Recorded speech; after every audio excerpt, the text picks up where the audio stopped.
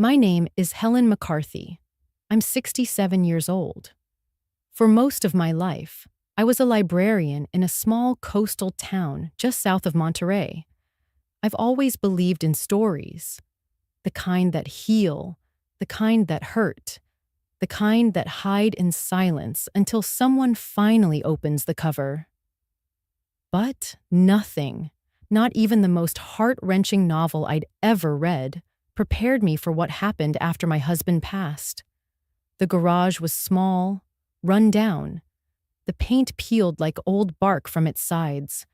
The roof sagged slightly under the weight of time. And yet, I stood there, keys trembling between my fingers, as if I were about to unlock something sacred or cursed. My breath fogged in the cold air. I could still hear Jeremy's voice in my head. "Go stay in the garage, Mom, since that's all you have now." He had smiled when he said it, not kindly, not cruelly, just like someone reciting a fact. It had all happened so fast. 1 week earlier, I had buried my husband, Leonard. We were married for 42 years. He had always said he would take care of me, even after he was gone. And I believed him. Then came the will. Jeremy, our only son, stood tall and expectant beside his wife as the lawyer unfolded the document. His eyes glimmered when Leonard's words awarded him the penthouse in Los Angeles, the one with ocean views and modern art hanging in every hallway. And me? I received the garage. Not a house. Not the savings. Not even the vacation property we once dreamed of retiring to. Just a small, old garage, 2 hours from the city, on the edge of an industrial neighborhood where no one parked without checking their locks twice. I remember sitting there, silent, watching Jeremy nod as if it all made sense. Then he leaned over and whispered, loud enough for me to hear, "Guess you'll be staying in the garage now, huh, Mom?" His wife laughed softly, fingers already scrolling through Zillow. And I didn't argue. I didn't cry. I just took the keys.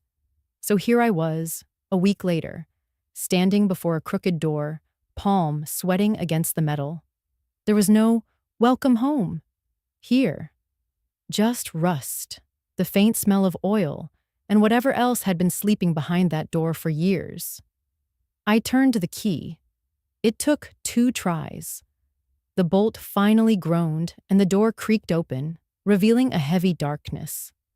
Dust curled in the air like ghosts stirred awake.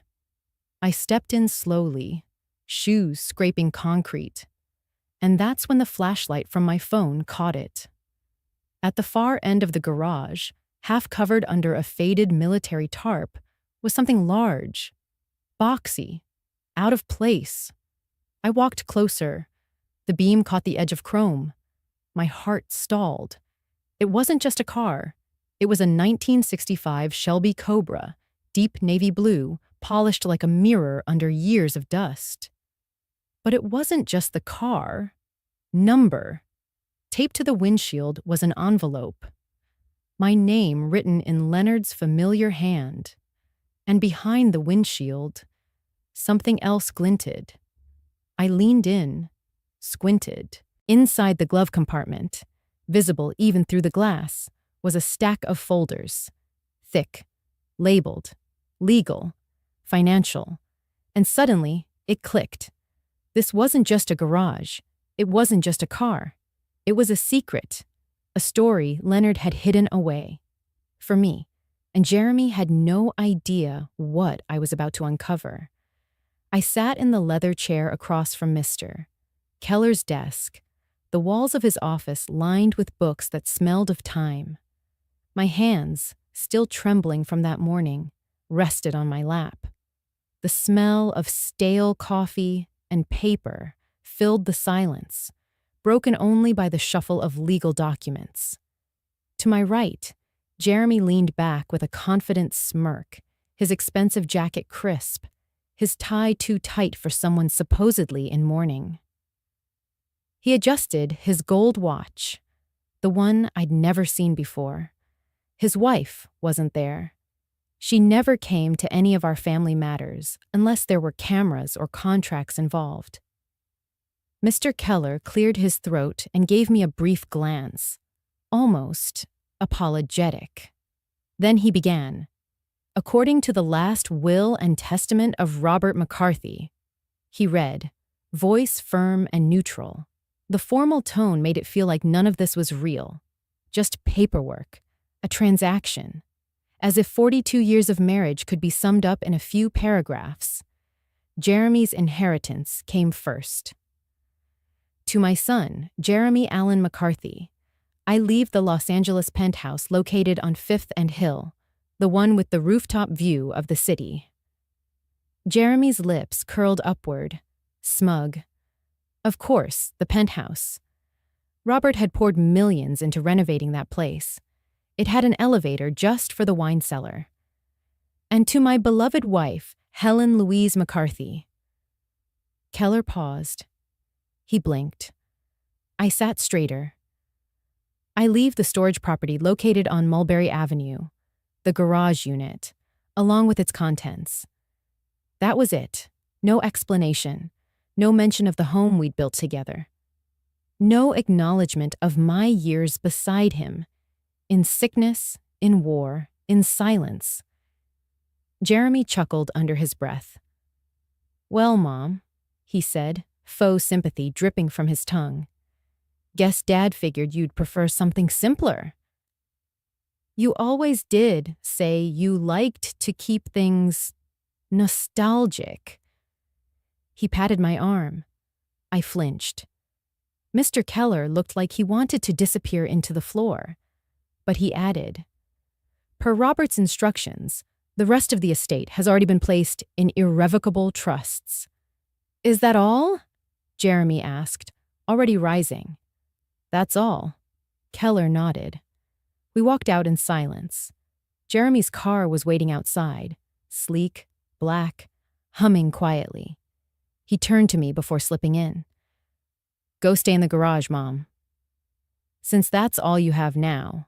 He drove off before I could speak. I didn't cry. I didn't scream. I stood on the sidewalk, holding the thin envelope Mr. Keller had given me. A single key attached. It was cold to the touch. Back in the silence of my small rental apartment, I sat down in the armchair by the window and opened a faded shoebox. Inside were pieces of Jeremy's childhood he no longer remembered.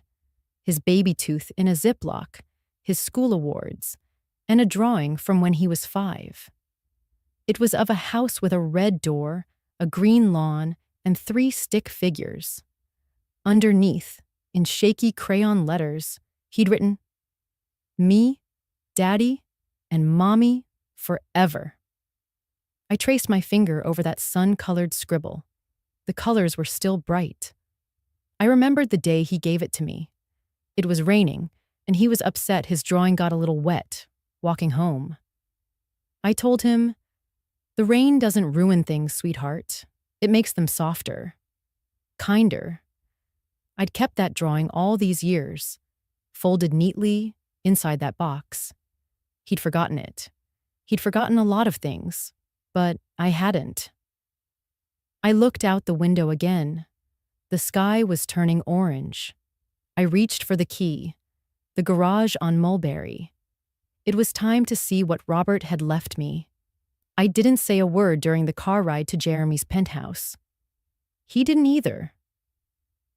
We just sat in silence, the city lights flickering against the windshield as if mocking me. The Bentley he drove used to be his father's. Now it belonged to him, just like everything else, it seemed. When we pulled up to the marble driveway, he stepped out first. The valet nodded to him. Jeremy tossed him the keys with a practiced flair, like he'd been doing this his whole life. He opened the trunk and dragged out my suitcase, my small, navy blue Samsonite that had seen better days. He placed it just outside the door. Not inside, not even in the hallway, right at the edge of the doormat. "This is mine now," he said. His voice was low but firm, final. I looked at him, still gripping my purse like a shield. "Jeremy," I said gently, "can I at least stay the night?" "Just tonight. I I don't know where to go yet." He glanced over his shoulder, then leaned in. "Mom, I told you. You need to start figuring out your own path. You're not my responsibility anymore." "But I just buried your father." "That was your husband, not mine." He cut me off. "We all have our roles to play. You played yours. It's done." I felt the air leave my lungs. He didn't shout. He didn't even raise his voice. That's what made it worse. He said it like someone stating the weather. "I gave you my entire life," I whispered. He smirked. "Exactly." Then he turned and walked into the penthouse without another word, the heavy glass door clicking shut behind him like the lid of a coffin. I stood there for a moment, staring at the door. Then I looked down at my suitcase, my whole world in one battered piece of luggage. I picked it up and turned back to the car, but I didn't drive far. I don't remember which streets I took.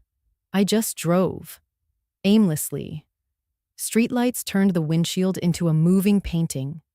Yellow, white, red, repeat. Like time blinking. It was some time past midnight when I pulled over into a quiet neighborhood. The kind with big oaks and cracked sidewalks, not far from where Jeremy went to elementary school. I cut the engine. The silence was overwhelming. I pressed my forehead against the steering wheel and let out a long, trembling breath. I didn't cry. I couldn't. My tears were buried somewhere between my husband's grave and my son's hallway. Instead, I reached into the side pocket of my suitcase and pulled out a crumpled piece of paper. A drawing. Faded crayon strokes. Wobbly lines. A stick figure holding the hand of another, smaller stick figure. Me plus mommy, scribbled at the top in a 5-year-old's handwriting. Jeremy had given it to me the day he started kindergarten. I'd kept it all these years, folded and refolded through every move, every spring cleaning, every garage purge. I had held onto it like it meant something, like he did. I ran my fingers over the ridges of the waxy crayon. I could almost hear his tiny voice saying, "I made it for you, Mommy.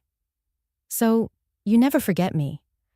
How ironic. Now I was the one forgotten. A voice in my head whispered, cruel and sharp, "You're just a useless old woman." It wasn't Jeremy's voice. It wasn't anyone I could name. But it echoed through my skull, like it belonged there. Like it had always been there, waiting. I looked around the car. Empty water bottle, a half-eaten granola bar, my purse with a checkbook, a lipstick, and my late husband's pocket knife. Nothing that could hold me. Nothing that could help me. But then I looked down at the drawing again. The stick figures looked back at me. And I remembered, no, felt, something stir inside me. A flicker. Small. Fragile. But alive. That boy had once loved me without condition. And that woman in the picture, me, had once believed she was worthy of it. I leaned back against the seat, breathing slowly. The street was quiet. A single porch light across the road glowed like a lighthouse in a sea of shadows. I didn't know where I would go next, but I knew one thing. It wouldn't be back to that penthouse, and it wouldn't be begging for scraps. It was time I figured out what was left of me. For me. Even if I had to start from the garage. By the time I reached the garage, night had already begun to fall. The GPS led me down a narrow road lined with overgrown hedges and rustling trees. My hands trembled on the steering wheel, not from fear, but from the weight of what I had become. Or rather, what they made me feel like I'd become, a burden. When I saw the building, I thought there must have been a mistake. It looked like something from a forgotten time. Its siding was cracked, the windows clouded by grime and dust. The roof sloped unevenly, like it had taken too many beatings from the seasons and was now bowing in quiet surrender. There were cobwebs strung between the gutter and the porch light, and the mailbox leaned on its side like a man giving up. I parked my car in the gravel, crunching slowly to a stop. I sat there for a few seconds, staring at the structure. My new home. That's what Jeremy called it, when he shoved the papers at me and said, "Dad left you the old garage. Enjoy." I gathered my small suitcase, half full, if I'm honest, and walked to the door. The key I'd been given was taped to the back of the deed. I slid it into the rusted lock. It took a little wiggling, but finally gave with a metallic clunk. The door let out a long, aching groan as it opened, and I braced myself for the stench of mildew or rot. Instead, I stepped into a kind of silence that swallowed me whole. And then I froze. The floor gleamed beneath my feet, smooth epoxy that reflected the overhead lights like polished stone. The air smelled faintly of cedar and motor oil, clean and sharp. On the left side, 3 massive shapes stood under tailored car covers. They weren't dust-covered. They were pristine, lined up with precision. Chrome peeked out from under the edges. The walls had been redone. Soundproofed, I realized, as I tapped gently and felt the muted resistance behind the drywall. Overhead, modern LED strips cast a warm glow, illuminating a workbench that looked like it belonged in a showroom, not a garage. Every wrench, every bolt, every tool was organized, labeled, and polished. I was holding my breath. On the far wall, just above a small desk, was a single envelope. It was pinned beneath a magnet shaped like a rose. My name was written on the front, just one word in his unmistakable handwriting. Helen. My legs gave a little beneath me as I stepped forward. For some reason, I looked over my shoulder, like someone might burst in and tell me this wasn't mine, that there had been another mistake, that I had to leave. But there was no one, just the soft hum of the lights. I reached out, peeled the envelope from the wall, and opened it slowly. My hands shook, not out of fear, but anticipation. His voice echoed in my mind, warm and steady. "If you're reading this, it means Jeremy's shown his true colors sooner than I thought." The words blurred for a moment as my eyes welled up. I couldn't bear to put this in the official will because I knew he'd try to contest it. But this space, is yours, Helen. Everything in it, under it, and tied to it is yours alone. I've kept it hidden, just like we always joked. A secret oasis. You'll know what to do when the time comes. I pressed the letter to my chest. The man who held my hand through childbirth, who danced with me in the kitchen to old Motown records, who fixed my coffee just the way I liked it. Even on the mornings I didn't speak, he was still looking out for me. Not with diamonds or fancy apartments, but with something better. He gave me a place where I could start over, quietly, safely, on my own terms.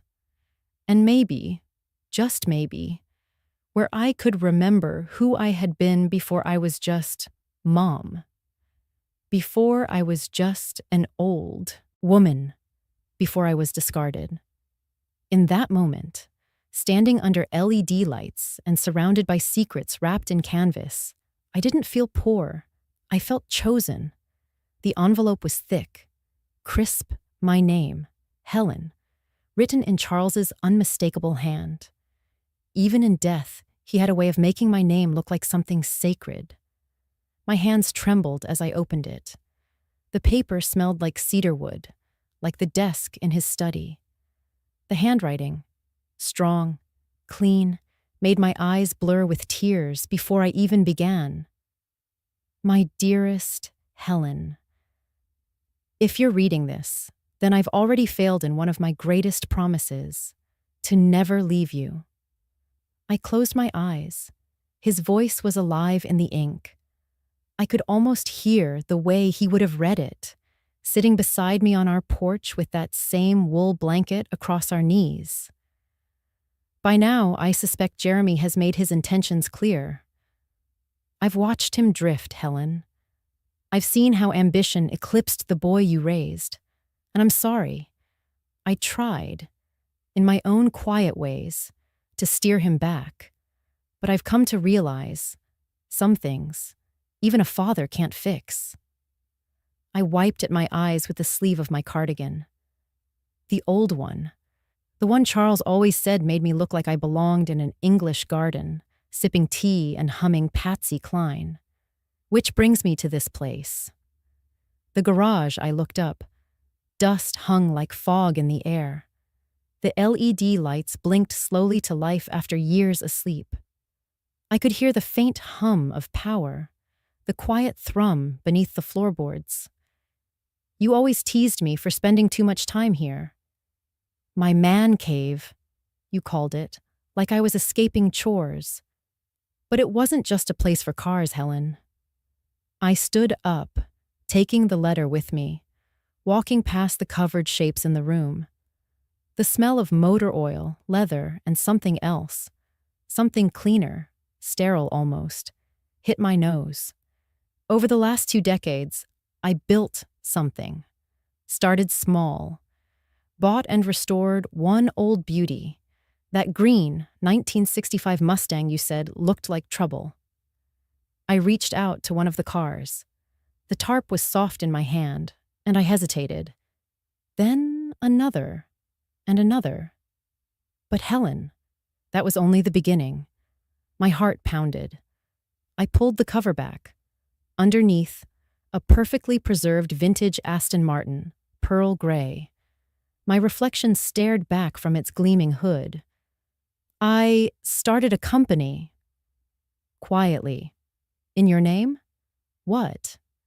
It began with restorations, but as the years went by, I used the garage as a front for something else.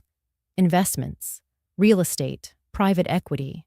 I sank onto the bench beside the work table. The metal was cold.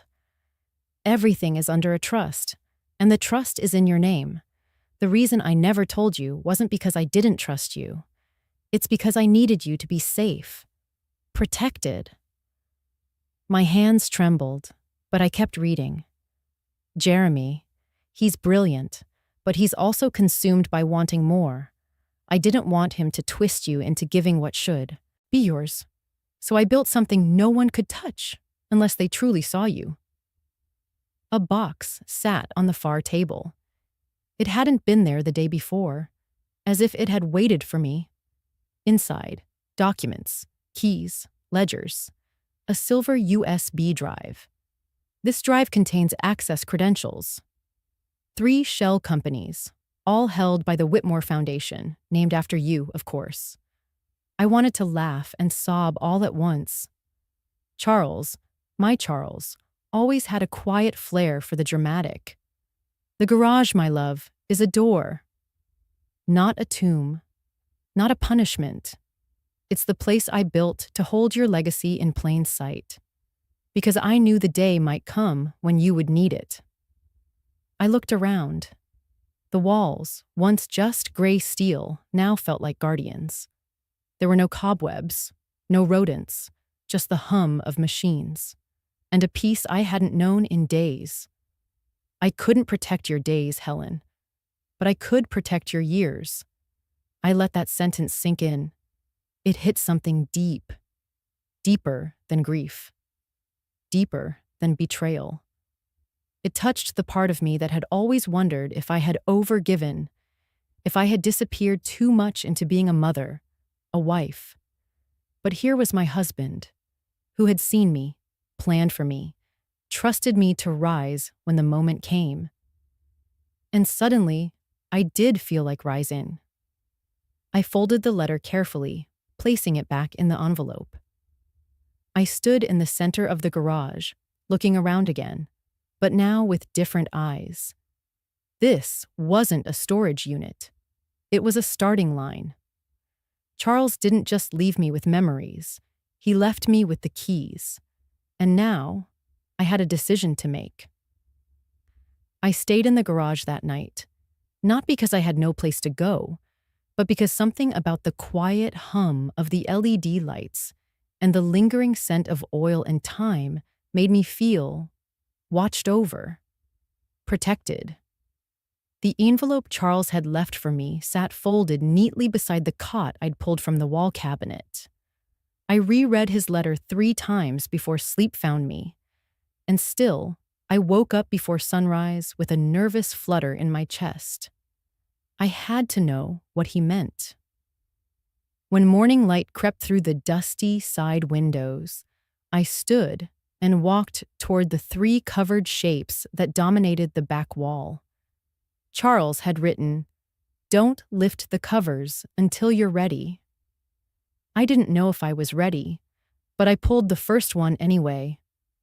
The cloth fell back like a magician's cape, an Aston Martin DB5.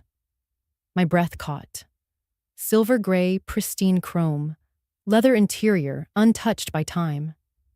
My mind transported me to our honeymoon, 1974 Scotland. Charles had pointed out a similar car as we stood at a cliffside inn. "One day," he'd whispered into my hair, "when you and I have survived the years, I'll get you one." I never thought he meant it literally. The second car, a red 1955 Mercedes-Benz 300 SL Gullwing, gleamed under the cover like a sleeping dragon. I smiled through tears. That was the year Jeremy was born. Charles had worked double shifts, barely slept. I had gone through delivery without him there, holding only the picture of us from the Venice trip taped to my hospital bed. This one, a note taped to the window read, is for the year we became 3. The third, a yellow 1964 Ferrari 275 GTB. The last one he bought, probably. It was the car he always said he'd get for our retirement road trip across Route 66. The one that never happened. Cancer had come instead, quietly but ruthlessly, like a thief in the night. My hands trembled, but I wasn't done. A painting on the garage wall had caught my eye the night before, and now, in daylight, I studied it closely. It was Venice. The same canal we'd stood beside in 73, the same pale blue shutters, the same flower boxes overflowing with geraniums. But something was off. The frame stuck out more than it should. I ran my fingers behind it, felt the latch. It clicked. Behind the painting, recessed into the wall, was a safe. Not a large one, but solid, matte black, hidden for who knows how long. A post-it stuck on top simply read, "Date of the gondola." And I knew it. October 6th. That day had never left me. The night Charles had proposed. I typed in the date, 100,673. Click. Inside, neatly packed, was a USB drive, 3 manila folders, and 2 velvet pouches. There were also title deeds, investment certificates, gold coins wrapped in tissue paper, and a small black leather notebook. I flipped it open. His handwriting. "Helen, if you're here, it means I couldn't keep you safe the way I wanted. But I could keep something else safe. For you. For your future. For your peace." The USB contained access credentials, accounts in Switzerland, Singapore, and the Cayman Islands. The totals added up to over $13 million, not including the cars. He'd done all this in silence. Never telling me, never making me feel like a burden or a target. He just prepared. My hands rested on the folders, each one with a name: Jeremy, legal, contingency. I didn't open them. Not yet. Instead, I sat back on the cot and let the moment wash over me. Not grief, not anger, just the crushing weight of being seen, even in absence. Loved so deeply that someone planned for your heartbreak long before it arrived. I looked around that space again. This was no garage. This was a cathedral of care, a vault of love disguised as metal and silence. I wasn't ready to decide what came next.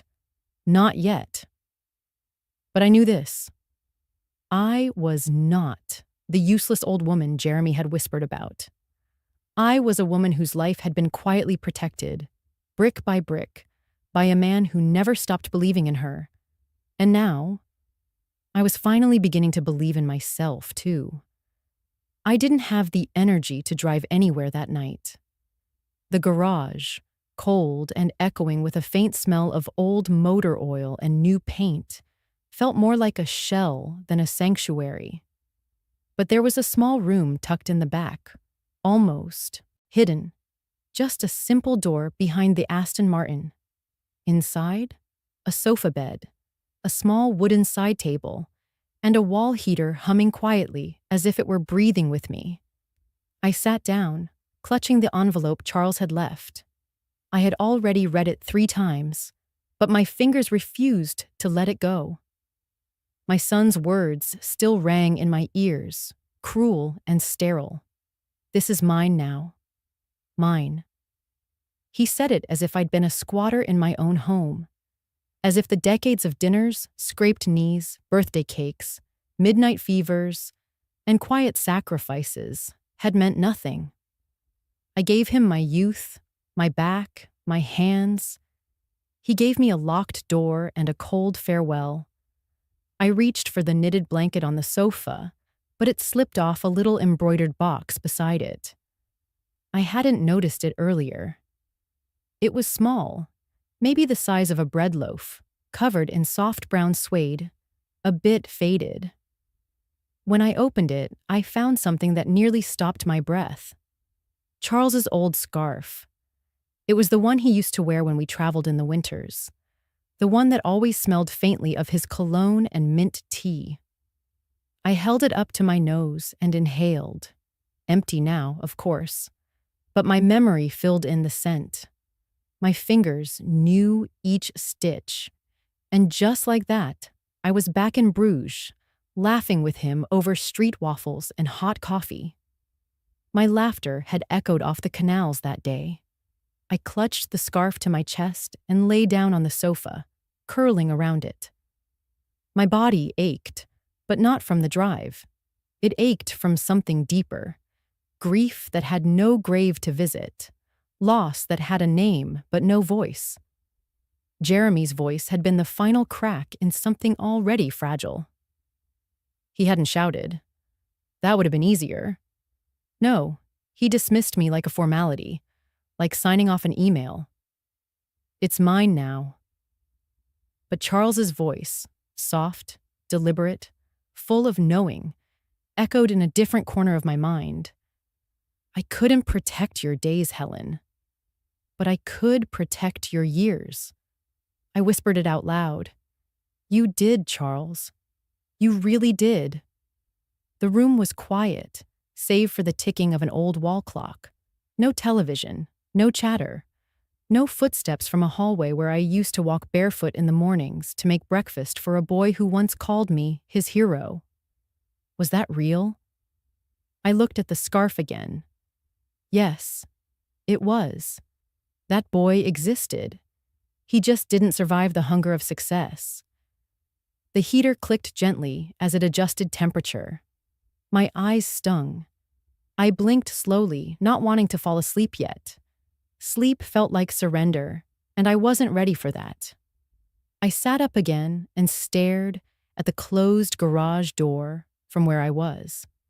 Beyond it, 3 cars, beautiful, powerful, waiting. My husband's legacy wasn't loud, but it was intentional. and it whispered something Jeremy could never understand. Legacy isn't noise, it's meaning, stitched into silence. I hadn't responded to Jeremy. No long speech, no screaming, just turned, walked away. Maybe silence is my sharpest answer. Maybe the loudest thing I'll ever say is nothing at all.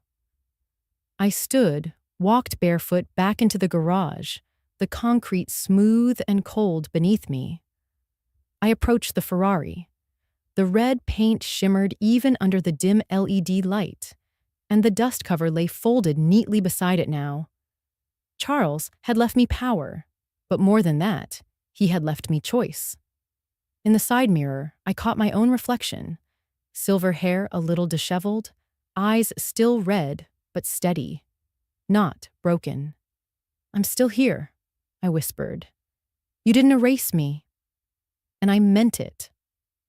I walked back into the small room, lay down once more, and pulled the scarf around my shoulders like a shield.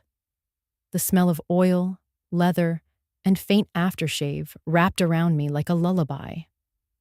The lights dimmed on their own, motion censored. And in that quiet room, with the world's noise behind a steel garage door, I fell asleep. Not as someone discarded, but as someone, finally, beginning. I had just returned from the local market, holding a small bag of lemons and rosemary, when I first saw her, an elderly woman with white hair swept into a soft bun, carefully pruning her roses next door.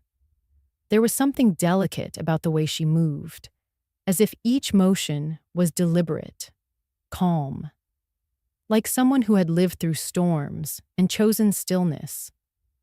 We exchanged nods, the kind strangers give when the silence between them is respectful, but not cold.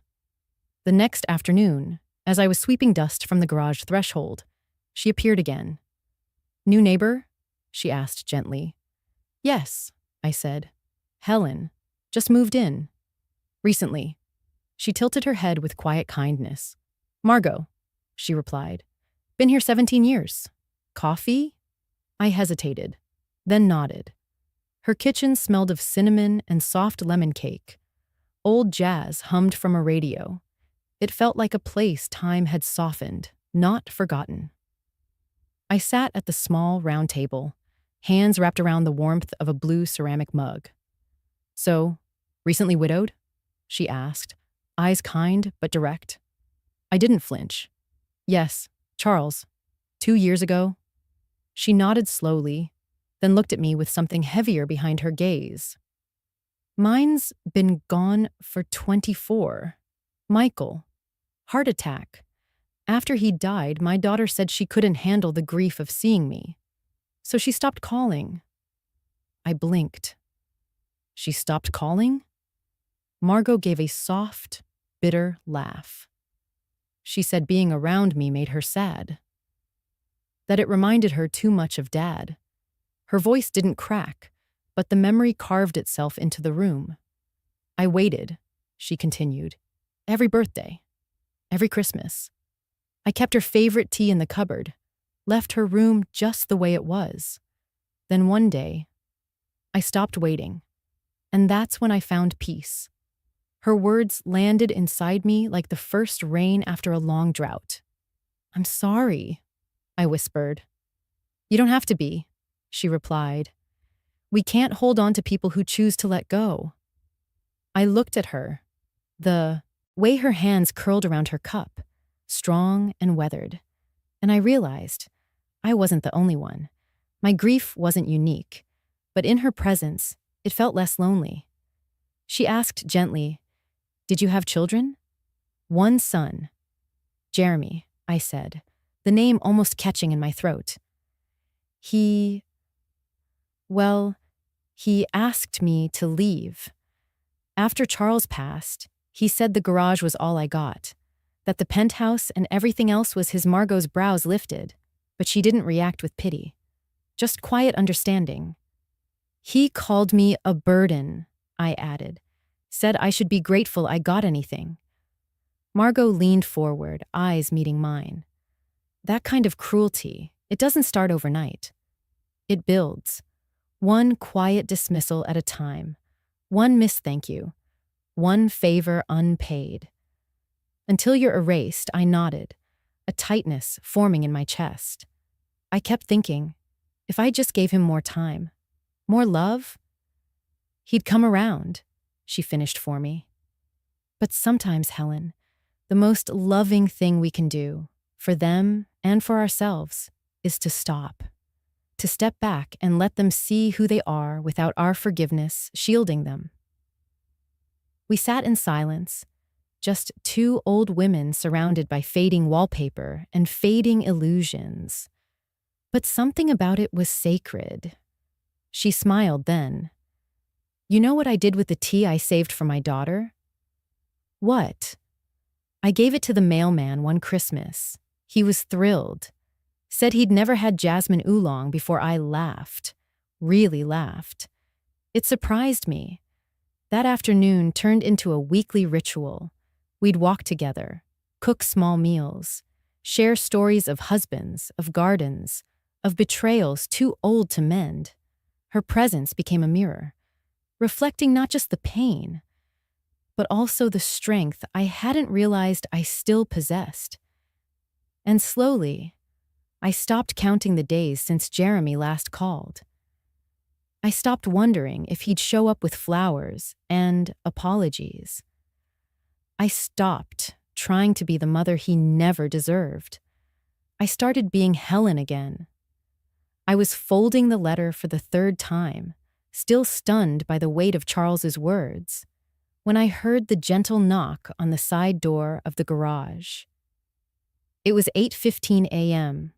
The sun had barely crept over the roofline, and the world was wrapped in that golden quiet only morning knows.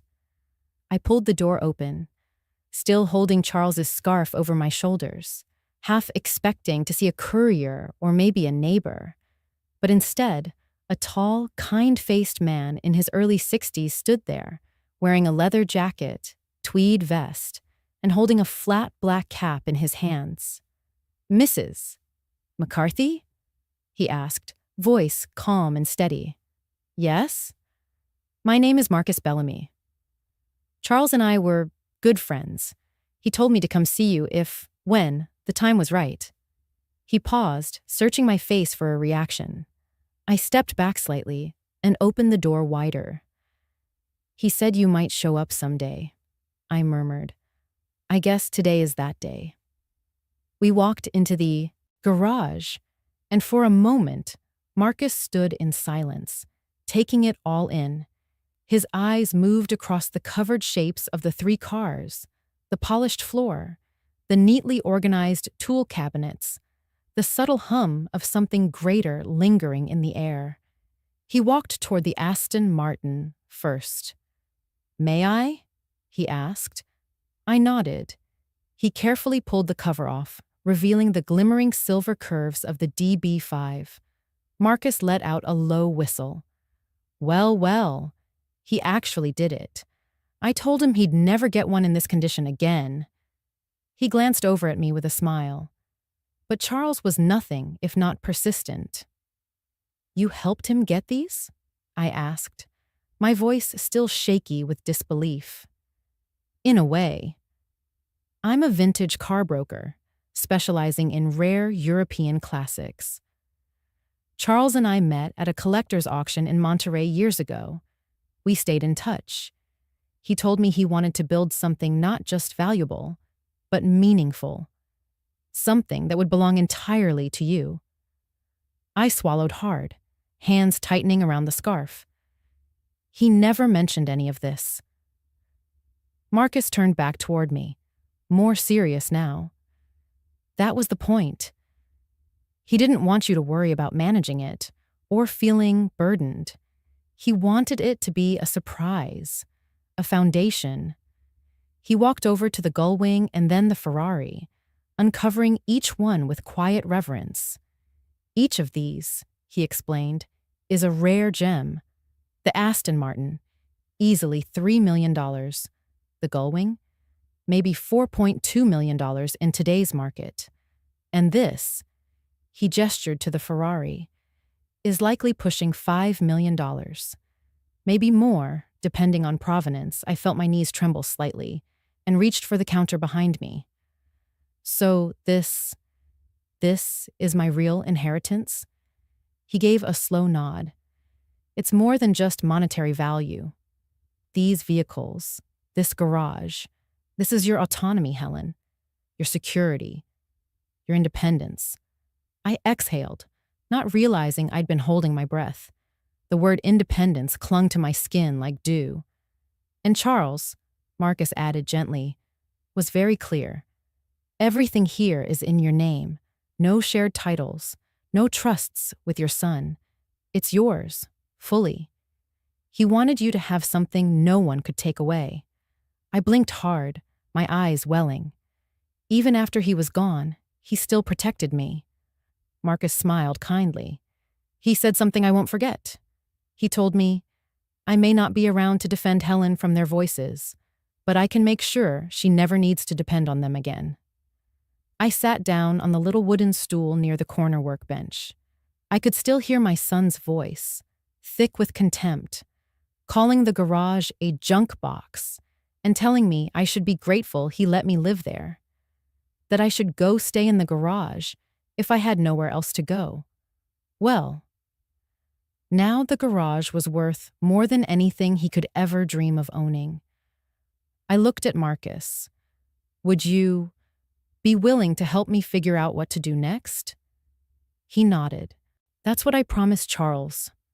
I'll walk you through everything, whatever pace you choose. And for the first time in days, I smiled. Not because I had money, but because I had clarity. This garage wasn't just a place to park dreams. It was the engine of my future. When Jeremy showed up, I already knew he wasn't coming to check in on me. I heard the tires screech outside the garage, gravel crunching under his fury. He didn't bother knocking.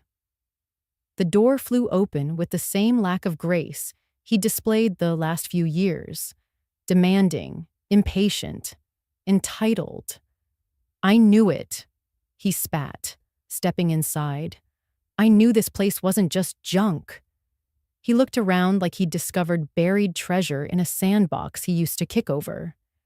His eyes scanned the cars, the Gullwing, the Aston, the Ferrari, then flicked to the locked cabinet, the photo of Venice, the faint outline of the safe behind it. He wasn't here to admire. He was here to claim. Why didn't you tell me? He barked. You let me believe it was worthless. You let me say those things to you. What kind of game are you playing, Mom? I didn't flinch. I stayed seated on the old leather stool by Charles's tool bench, my hands folded neatly in my lap. Behind me, the scent of oil and aged leather wrapped around my shoulders like a memory. My eyes met his, steady, calm. There's no game, I said softly. Jeremy's jaw twitched. You're sitting on a gold mine. Do you have any idea how much this collection is worth? I do now, I replied. His voice rose. Then why didn't you say anything? Why didn't you fight back when I told you to go live in the garage? Why would you stay silent while I... He trailed off, realizing, maybe for the first time, just how far he'd gone. I stood slowly. My knees ached, but my spine held firm. Because your father trusted me, I said. That's enough. He scoffed. Trusted you with what? With hiding things from your own son? No, I said quietly. With deciding when it was time to speak. And when silence was more powerful. The moment thickened between us. He didn't know what to do with that kind of answer. It didn't give him control. It didn't give him anything. You should have told me, he muttered, pacing now. I'm family. I could have... You are family, I interrupted. But that doesn't entitle you to everything. Your father left this to me. Not to punish you, but to protect me. Jeremy stopped pacing. To protect you, he repeated, incredulous. I nodded. He saw what was happening. Long before I did, he knew the difference between love and obligation, between gestures and intentions. He saw the cracks forming, and he tried, oh, how he tried, to build something solid for me to lean on when the rest of it crumbled. You think I'm the one who crumbled the family? Jeremy snapped. I said slowly, you forgot how to be a son. The words hung there, not as an accusation, but as a truth. Quiet, heavy, undeniable. His face hardened. So what now? You hoard all this? Sit here polishing fenders while your real family lives on scraps?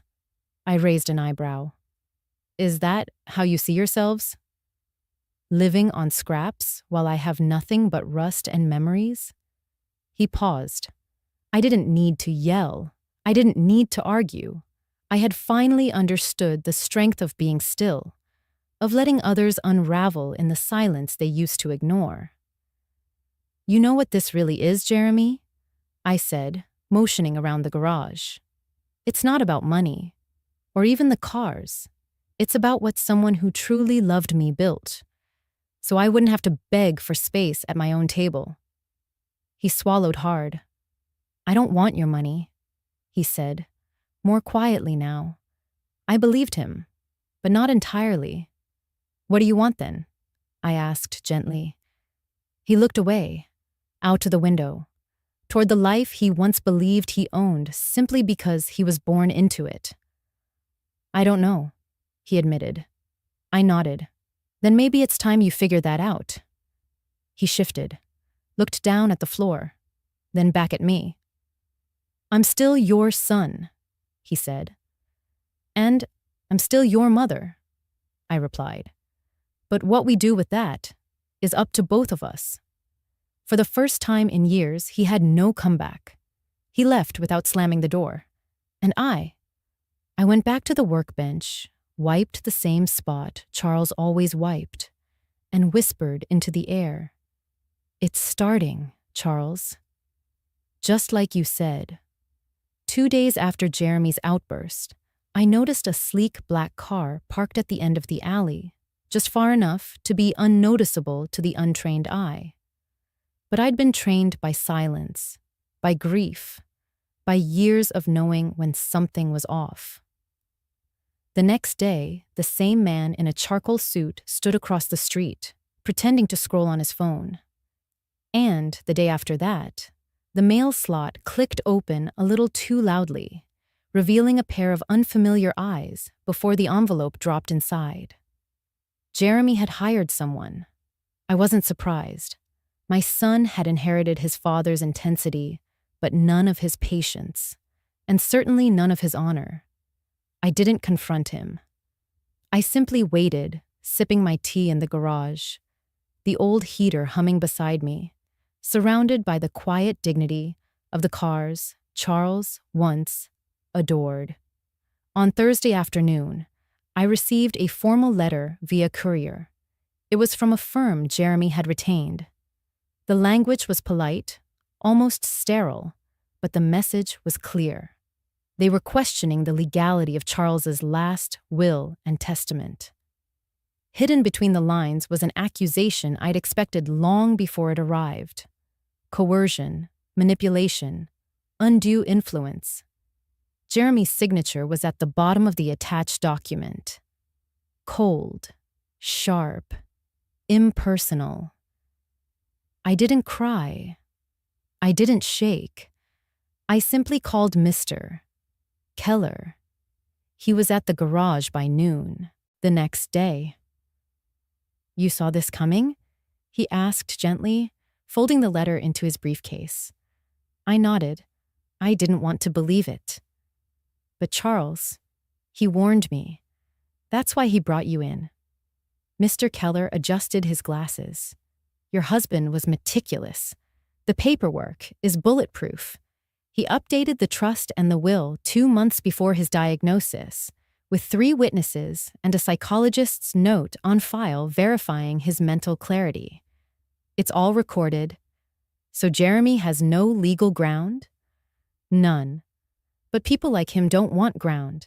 They want noise, threats, shame. I sighed. Then let him throw his tantrums into the wind. That evening, just after the winter sun had dipped below the rooftops, Jeremy arrived again.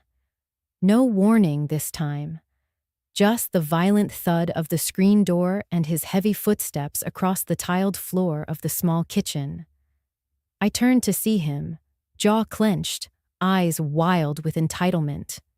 "You set him against me," he spat, not even offering a greeting. I didn't answer right away. I folded the tea towel I'd been holding, placed it beside the kettle, and looked at him square in the eye. "Is that what you believe?" I asked softly. "I know it," he hissed. "You filled his head with lies, made him question me." "No, Jeremy," I said, my voice steady. "Maybe he just saw you clearly." He recoiled, like I'd slapped him. And maybe I had, just not with my hand. He began pacing. "He left you everything. The garage, the trust, even the downtown apartment.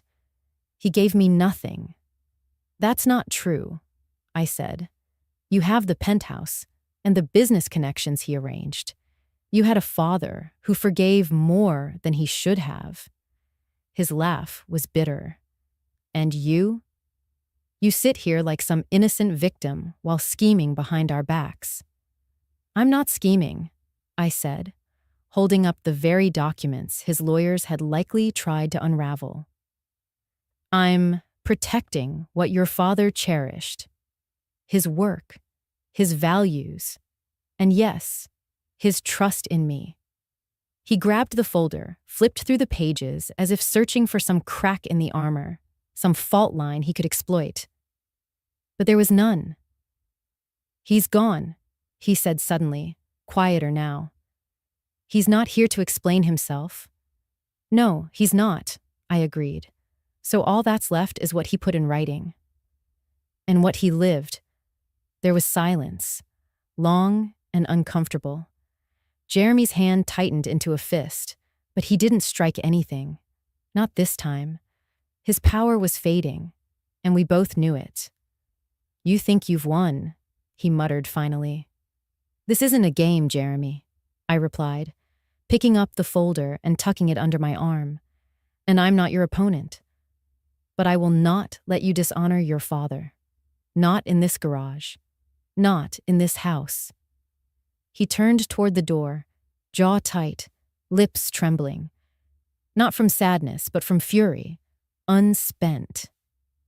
As he left, I whispered, more to myself than to him. Sometimes what you inherit is the chance to become who you were meant to be. And for the first time in years, I felt like I wasn't defending Charles's legacy. I was living it. I drove up the winding coastal road to Monterey with the letter in my glove compartment, and my heart, somewhere between grief and quiet anticipation. The address Charles had listed in his final note was unfamiliar to me, but the town wasn't. We had spent 2 summers there early in our marriage, when we could barely afford coffee by the ocean. He remembered. The cottage stood near the cliffs, tucked behind a row of cypress trees that leaned like old friends. The key had come taped to the last envelope he left for me, marked simply, "Home." I paused with the key in hand, fingers trembling. The door creaked open with a whisper, revealing a space washed in soft light and faded sea colors. It smelled faintly of cedarwood and old roses, 2 scents I adored. The walls were lined with bookshelves, filled with titles I recognized. A navy blue throw rested on the arm of the couch, my favorite one, the one I'd thought we'd lost years ago in a move. The kitchen had French blue cabinets with the same chipped porcelain knobs I loved. Every detail, down to the little brass lamp I used to keep on my nightstand, was there. This place wasn't just a home, it was a memory brought to life, a memory that loved me back. I walked through slowly, each step peeling back layers of time and affection. In the back bedroom, a window faced the sea. There was a reading chair by the sill and a small writing desk. I opened the top drawer, expecting maybe a pen or a receipt. Instead, I found a folded piece of cream stationery. It was his handwriting. "Helen, this is where I saw you happiest." On that bench by the cliffs, humming while sketching wildflowers, laughing at gulls. I never forgot. I bought this place 10 years ago, quietly. I wanted it to wait for you. I wanted you to return, not to grief, but to yourself. Love, Charles. My knees gave way before my heart did. I sat on the floor, letter against my chest, tears slipping freely this time. Not from pain, but release. So many years I had lived inside walls of quiet duty. I had smiled through disappointment, stood through neglect, endured the way many women of my generation had, silently, loyally, endlessly. Charles. He saw through all that. And this was his final gift. Not wealth, not vengeance, but restoration. That night, I slept in the bed he had prepared. The sheets smelled like lavender. There was no echo of bitterness in the room, no shadow of my son's cold remarks, no disappointment lingering like fog. Only the soft cadence of waves and wind, and a single lamp left glowing. In the morning, I made coffee and sat by the cliff bench he mentioned.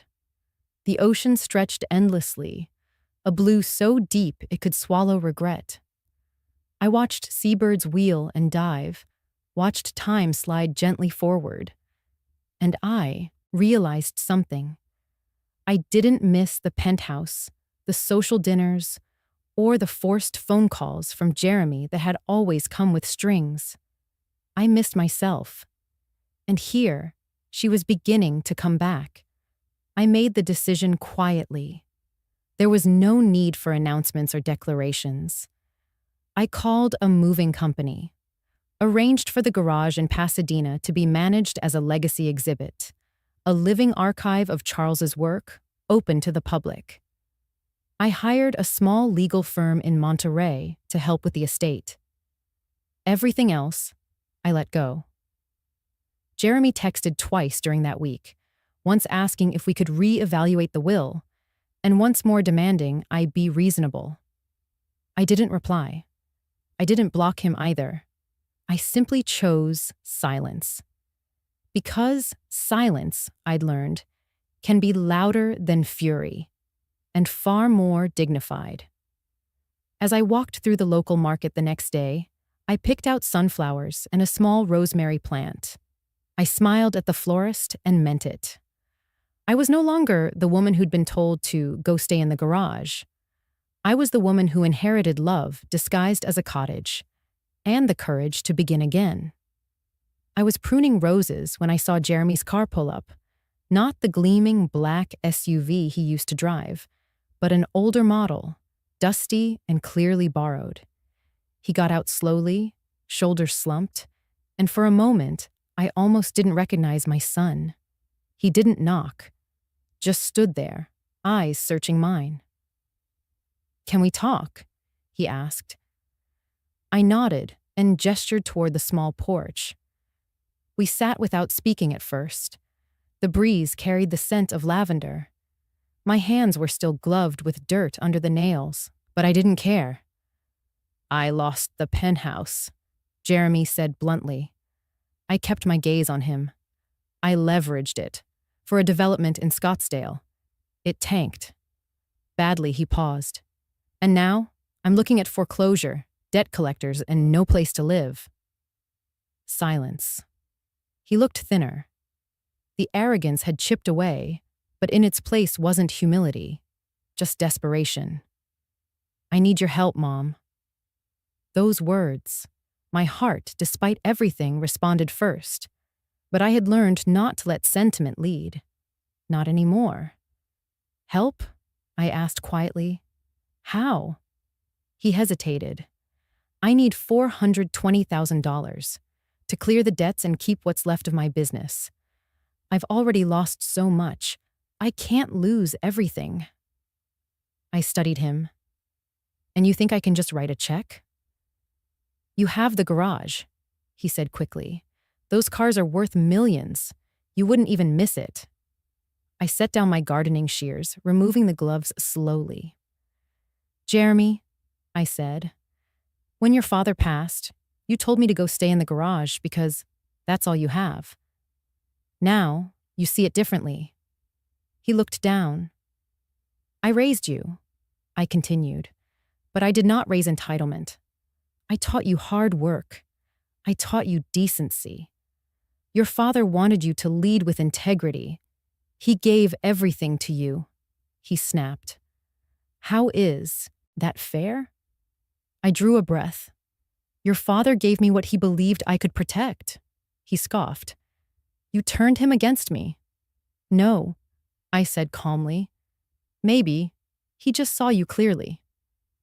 Jeremy clenched his jaw, the weight of my words striking harder than any rebuke. I'm your son, he whispered. I'm family. And yet when I had nothing but grief and silence, you offered me exile, I replied. Now you want comfort without accountability. His face twisted between anger and shame. So, you're saying no?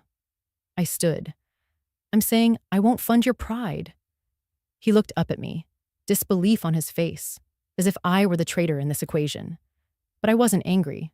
I was steady, rooted. You still live in the past, Mom, he said, rising. This is your revenge. No, I said. This is my boundary. He walked away then, slower than he arrived, his shoulders weighed down not by failure, but by the realization that manipulation no longer worked here. I didn't watch him drive away. I turned back to my roses, trimming the thorns gently. The earth didn't judge. It just yielded what you nurtured. That day, I grieved again, not for my losses, but for the son I had tried to raise, and the man he chose to become. My mornings in Monterey began with salt air and the scent of blooming rosemary that climbed along the stone walls outside my little cottage. Life had slowed into something gentle here, something I could finally breathe in without fear of being judged for not rushing. I joined the local library's reading circle every Thursday. It was mostly women like me, gray-haired, soft-spoken, widowed, or just quietly tired. We'd sit in a sunlit room with chipped teacups and worn books, discussing poetry like it was the language of survival. Fridays, I taught a small watercolor class for children at the community center. The room smelled of tempera and glue sticks, and the chatter was endless, chaotic, but warm. One girl, Ruby, always gave her trees purple trunks. When I asked her why, she said, "Because they look happier that way." I smiled. That's a good enough reason. And it was. Margot had become my closest friend. Not just a neighbor, but the kind of soul who understood silences as well as she did laughter. We went to the farmer's market together every weekend, picking out tomatoes like jewels and arguing about the best kind of honey. Wildflower always, she'd insist. No, I'd reply. Orange blossom, sweeter, like hope, she laughed every time. You and your metaphors, Helen. Sometimes we'd sit on her porch, or mine, sipping chamomile and listening to the gulls. We didn't always talk. We didn't need to. There's a sacred kind of companionship in just existing beside someone who expects nothing from you but your presence. One afternoon, Margot found me sketching the old cypress tree near the bay. You never stop, Creating, do you? She said. I shrugged, smiling. It keeps my hands busy and my heart open. She sat beside me. You know, when I first met you, I thought, here's a woman who's seen storms. But now I think, no, not just storms. You outlived them. I looked at the sketch pad in my lap. The lines were soft, imperfect, but real, just like me. People used to say I was just a quiet old woman, I said softly. A burden. Useless, Margot turned to me. Then they never really saw you. I don't think I responded, but her words sat with me, warm as the sun on my back. I started planting roses again, yellow ones this time, for joy. I painted the front steps. I baked bread I didn't always finish, but gave away to the neighbors. I donated anonymously to single mothers trying to get back on their feet. And sometimes, in the quietest part of the evening, I wrote in a journal no one would ever read. These weren't grand gestures, but they were mine. They stitched something back together inside me. One evening, Ruby came up to me after art class, holding a drawing of a woman with silver hair standing in a field of stars. That's you, she said. You're like a galaxy grandma. I laughed until my ribs ached. But later that night, I looked at her drawing again and felt tears sting my eyes. Not from sadness, but from the strange, healing beauty of being seen, without needing to perform. Monterey had become more than a refuge. It had become a mirror, reflecting not who I was told to be, but who I truly was underneath the labels. Widow, mother, discarded, forgotten. Number. I was none of those things. I was stillness and resilience. I was a quiet revolution.